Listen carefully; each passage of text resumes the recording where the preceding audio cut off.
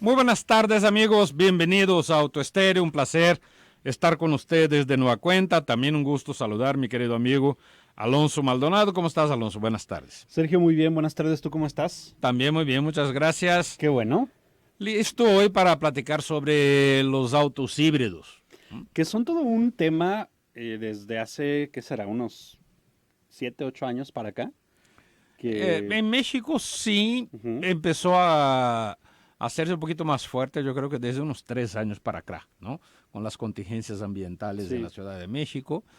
Fue cuando el Prius empezó a entrar en la lista de los autos más vendidos en el país, ¿no? ujú. En la categoría que a mí Yamda llama de lujo.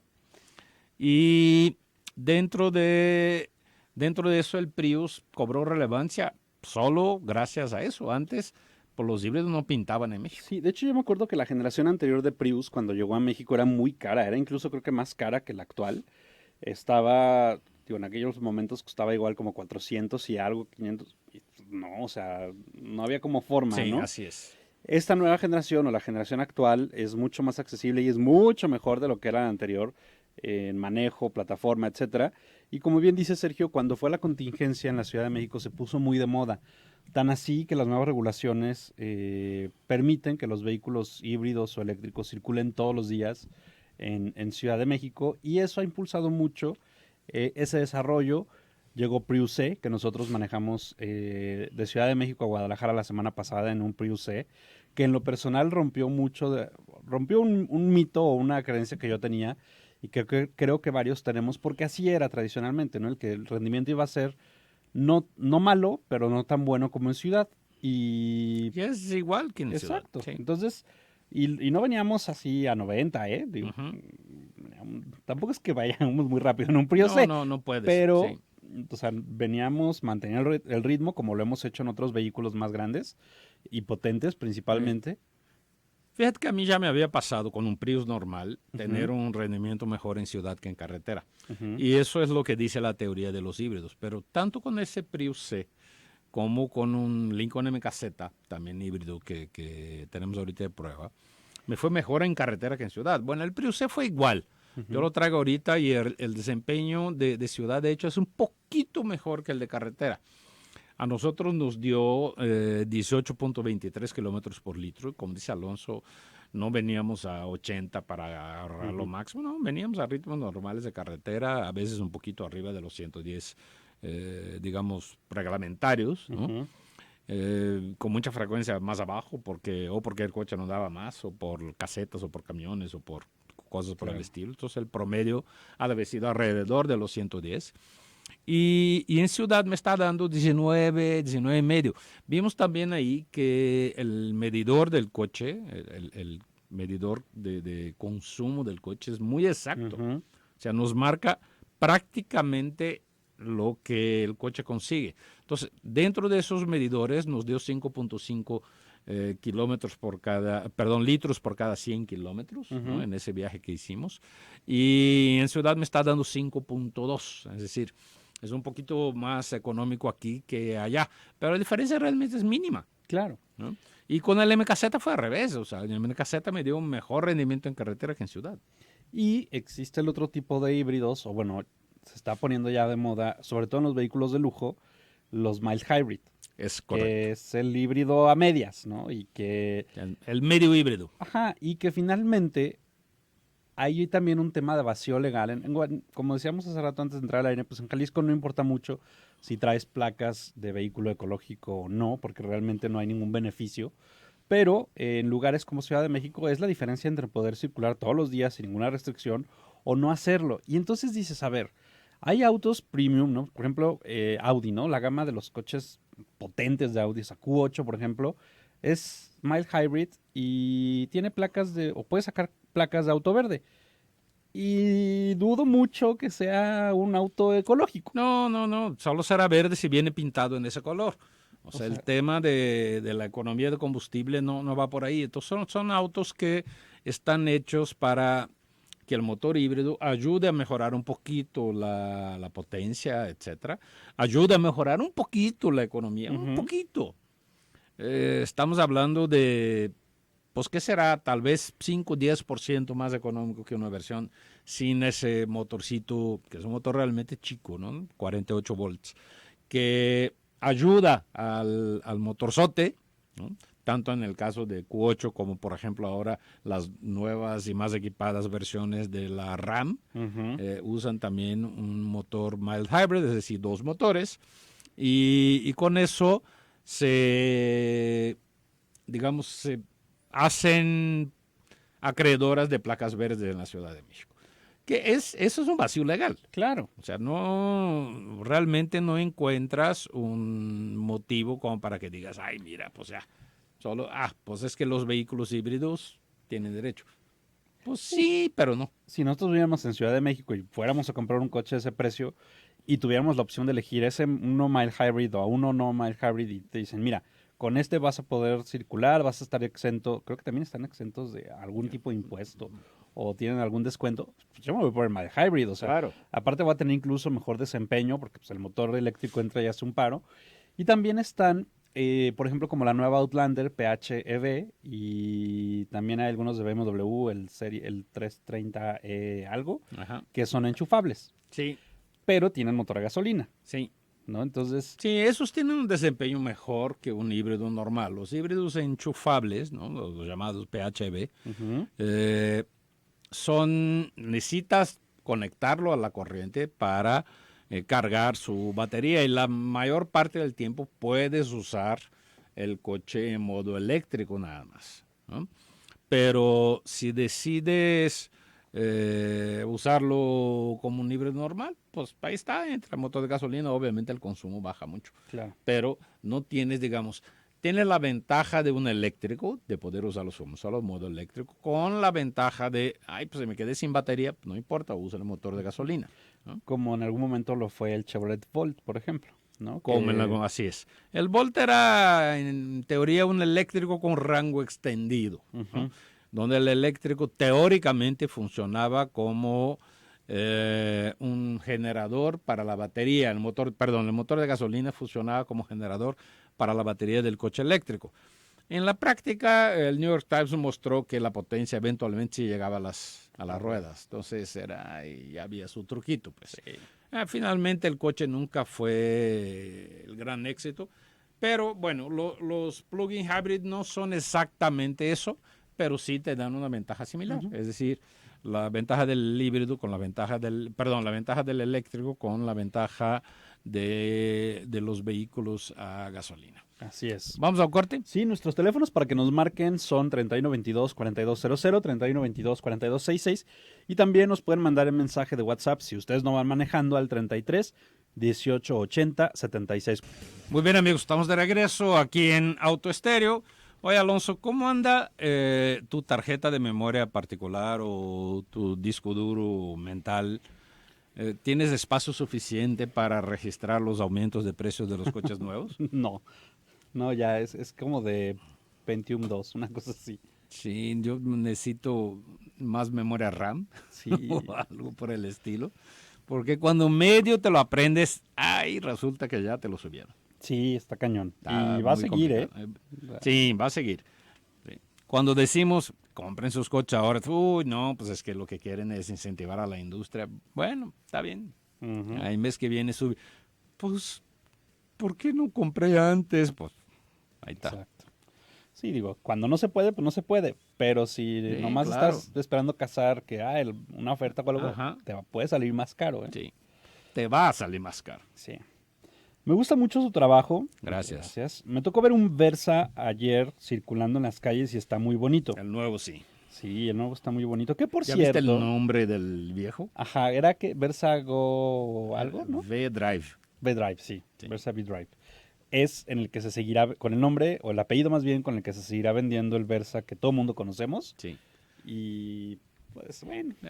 ¿No? Digamos el Versa clásico. Ándale. Se va a llamar que V-Drive. en sus mentes hagan de cuenta que ya no existe. Ya mejor solo existe el 2020. Sí, es mejor, sí.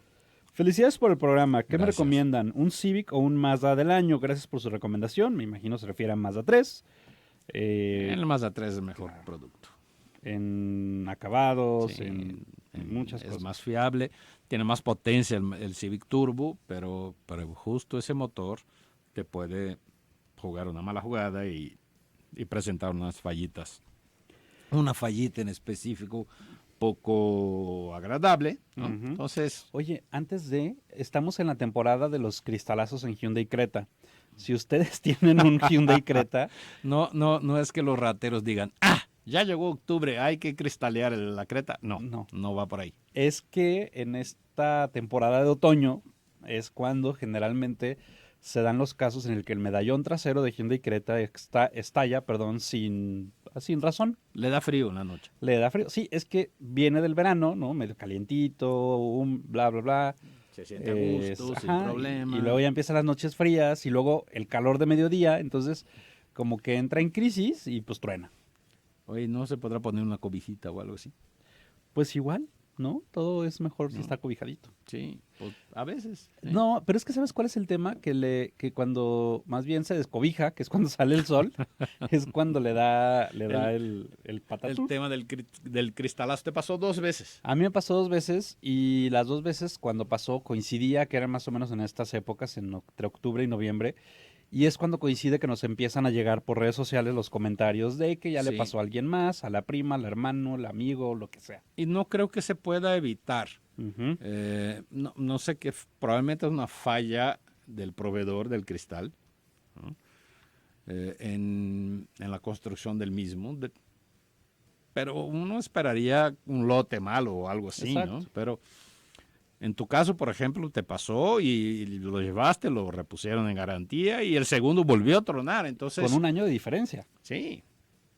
Entonces, el problema obviamente no fue resuelto y hay gente a la que sigue pasando ahorita y el problema sigue sin resolverse. Así Es muy triste, pero Pues sí. Así es que si les pasa, no se asustan. Excelente programa. ¿Qué rendimiento tiene un Elantra 2016 automático? mira, van a andar alrededor de 10, 11 kilómetros por litro en ciudad. Así muy de buenas, ¿no? Sí. ¿Qué me pueden decir de Peugeot 3008? Muy buen coche en acabados, también en manejo. El espacio trasero es muy reducido. Ujú. Y es un coche que dentro de casi todo lo que hace Peugeot, no es un coche fácil de convivir. Por ejemplo, portavasos, lugar para poner llaves, celulares y eso, brillan por su ausencia. Ujú. O cuando están ahí, están casi nomás para decir, mira, pues ahí está un portavasos, que te cabe una de esas latitas de refresco de 200 mililitros y nada más, ¿no? Entonces, eso hace con que la convivencia diaria con uno no sea tan agradable como debería ser. Pasa lo mismo con el 301. Ujú. 206 también, pero menos. Sí, ahora ya viene la nueva Escape, que estéticamente no tiene nada que hacer frente a 3008. O sea, 3008 me parece que es mucho más ¿Pero estaban en interesante. 3008 o 308? 3008, ¿Estaban en 3008? sí. No, bueno, no, 3008 es mucho mejor que 308 en ese aspecto. También tiene algunos detallitos Sí, pero sí se puede convivir con ella más Sí. fácil. Yo entendí 308, por eso estaba hablando del espacio. El espacio no es tan malo, ¿eh? La 3008 es muy buena, en Nos especial gusta. la diésel. Sí, nos gusta mucho a Sergio y a mí. Y o sea, la siguiente semana se presenta la nueva Escape, que estéticamente no tiene nada que hacer frente a 3008, Ajá. pero que promete ser de las más amplias del segmento, que es algo que al día de hoy es como No de lo sus es, áreas de ajá. oportunidad, así es, y que seguramente vendrá con los motores EcoBoost, que son muy buenos. Ujú. Ya desde el actual tienes buenos acabados, entonces probablemente puedas decir, mira, puede ser hasta similar en acabados a 3008. Entonces, Ahora, si te gusta la Escape, compra ahorita. ajá, ¿se acuerdan de lo que les decíamos al principio? El tema de los precios. Así es. Compra ahorita. Sí, que bueno, 3008 tampoco es la más accesible, No, pero no. yo creo que va a andar por ahí en precios. Compra ahorita. Exacto. Compra ahorita la Escape. el día de ayer en mi auto nuevo me detuvo una persona de movilidad. Mi auto no tiene el portaplaca frontal y después de un tiempo me multó. Si no tengo portaplaca, ¿debo ponérselo? ¿La portaplaca? Según yo no es Sí, el obligatorio. portaplaca no es obligatorio, la placa sí. Sí, o sea, Sí, sí tienes que poner. Es una pena, ¿eh? Yo creo que no debería ser obligatoria la placa delantera. En Estados Unidos algunas marcas, perdón, algunos estados dispensan eso, o sea, en algunos estados no es obligatorio que uses la placa delantera, ¿no? Porque finalmente el tema de las infracciones y eso pues se hace más con la placa trasera. Ahora con las fotomultas pues tal vez la delantera ayude más, no sé. Pero sí es obligatorio. Aquí es obligatorio. Entonces sí la tienes que poner. Buenas O sea, tardes. entiendo que te duele decir, voy a perforar la defensa. Pues sí, pero Pues sí, incluso para poner un portaplaca tienes que perforar la defensa. así es. Entonces, ni modo. Quiero saber su opinión sobre el nuevo Versa. Mira, el nuevo Versa yo lo dividiría en dos versiones. Hay como 5 versiones, pero la dividiría como en dos. Una es la Platinum Ujú. y la otra son todas las demás versiones. La Platinum es un punto y aparte porque tiene un nivel de seguridad activa, que es la seguridad activa. Es la que te ayuda a evitar un accidente, a evitar un choque, a evitar que salgas del camino, ¿no? A evitar que atropelles a alguien y que alcances al coche de adelante por una distracción. Todo eso está previsto en el equipamiento de seguridad del Versa Platinum, que cuesta 322,000 pesos por ahí. Y las demás son, digamos, tienen un nivel de seguridad decente Ujú. en el segmento, 6 bolsas de aire, ABS, control de estabilidad, muy bien. El Versa pierde el espacio espectacular trasero que tenía, ya no lo tiene un espacio apenas suficiente, tampoco es como, no sé, una X3 o Mazda 2, ¿no? Pero en su defensa, los asientos me parecen más cómodos, mucho más cómodos los del Versa nuevo que los del anterior, porque los del anterior eran una tabla. Sí, pero mira, con todo ese espacio te encuentras una forma de acomodar. O sea, ¿eh? De que te acomodas, te acomodas. Entonces, digo, el Versa debajo del Platinum es competitivo. Ujú. Si tú me preguntaras a mí, ¿qué prefieres? ¿Un Versa nuevo, Advance, digamos, o un Virtus? Yo prefiero el Virtus, por manejo y por espacio. Ujú. Pero faltan 2 bolsas de aire. Sí, pero con las 4 que tiene la lateral, siendo incluso protección de cabeza, tiene suficiente para la gran mayoría de los casos. La cabeza de los pasajeros que viajan atrás no estará protegida. Pues no. En mis coches, a lo mejor 3 veces al año se sube alguien atrás. Ujú. O sea, es muy poco relevante la cantidad de veces que sube. En esas ocasiones va a estar desprotegido, sí, ni modo. Preferiría que tuviera, pero el manejo del Virtus es tan superior al de una Kicks, sin haber manejado el Versa todavía, pero ya manejamos Kicks, Alonso y yo, y sabemos que el manejo no es precisamente su fortaleza, ¿no? Ujú. Entonces, tiene el Versa esos dos detalles. Si vas por el Platinum, perfecto. O sea, en tema de seguridad es mejor incluso que las versiones básicas del segmento superior. Pero si vas por cualquier otra versión, yo preferiría un Virtus, preferiría un Mazda 2, preferiría pues, un Rio, es más o menos equivalente, Yo preferiría el ¿no? Versa en lugar del Río. O sea, sí Sí, a estaría. eso iba. O sea, el Ujú. Versa contra el Rio es más o menos igual. Ahí es una cuestión de gustos, ¿no? Pero contra Mazda 2 y contra Virtus, yo prefiero Virtus y Mazda 2 que Versa.